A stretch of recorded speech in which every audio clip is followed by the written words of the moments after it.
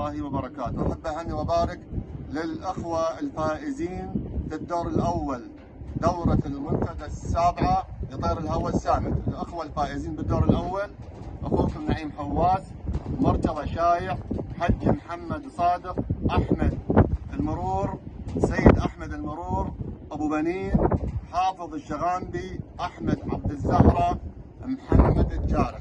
ألف ألف مبروك للأخوة الفائزين بالدور الأول، وهادرك للأخوة الخاسرين.